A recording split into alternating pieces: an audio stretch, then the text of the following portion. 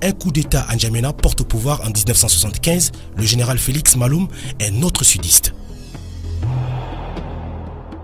Le nouveau dirigeant parvient à rallier Hissène Habré qu'il nomme Premier ministre en 1978, mais l'alliance est rompue en février 1979. Des combats opposent l'armée gouvernementale, forces armées tchadiennes, FAT, aux forces d'Hissène Habré qui s'emparent de N'Djamena. En mars, la guerre a gagné le sud. À la demande de l'opinion internationale, des accords sont conclus à Kano au Nigeria. Il institue un gouvernement d'union nationale de transition, GUNT, comprenant notamment des représentants des FAP, des FAN et des FAT, et dirigé par Goukouni Ouédéi. Vous savez, après les événements du 12 février ici, il y a eu affrontement entre les éléments du Premier ministre et du chef de l'État. À cela viennent se greffer les éléments du Frelina. Le gouvernement nigérien est intervenu pour mettre un terme à cette crise. Il y a eu donc accord de chaque côté. Il y a le président Maloum, il y a le Premier ministre Hissène Habré, il y a moi-même responsable du Frelina FAP, il y a Bakar Abdrahman du MPLT. Donc les autorités nigériennes ont invité ces personnalités à Kano 1. Les pays donc voisins, la Libye, le Niger, le Cameroun, le Soudan, à l'exception de la RCA, sont tous présents. Donc à cette première rencontre, il y a eu un accord appelé Kano 1. Le président Maloum a démissionné, Hissène Habré également. Il fut donc installé un conseil d'État présidé par moi-même.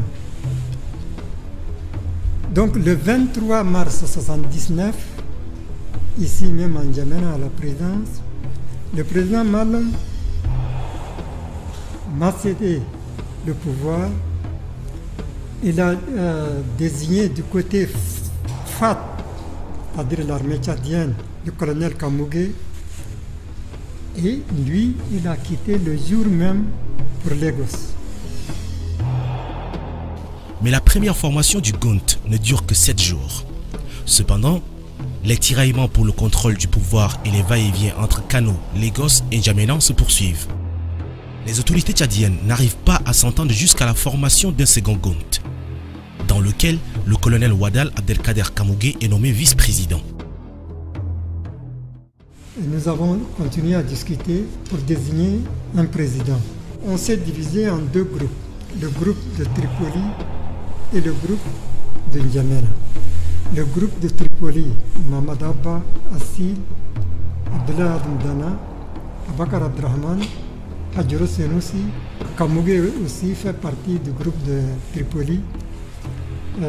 Nous qui sommes venus ici, Hissène, moi-même, Moussa Medela, puisque Diogo s'est retiré. Donc on a discuté. Lors de nos discussions,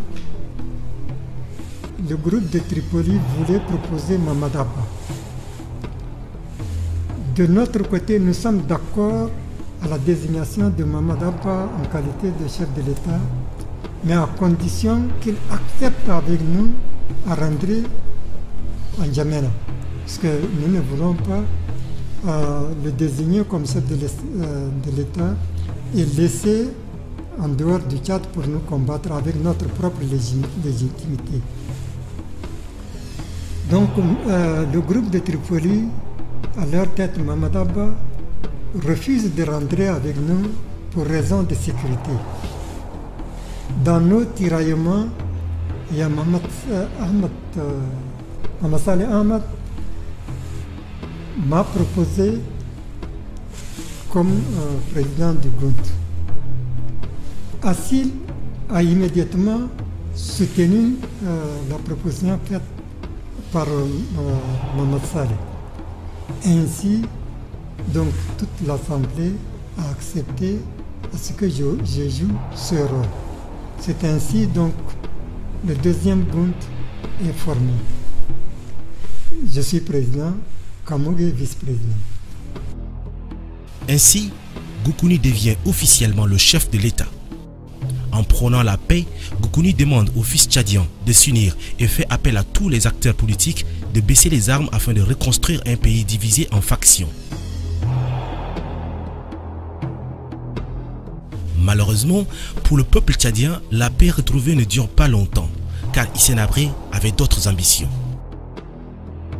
Je suis un révolutionnaire tchadien